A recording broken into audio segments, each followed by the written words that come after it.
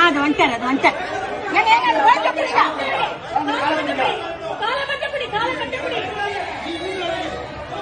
ஒண்ணுமே புரியல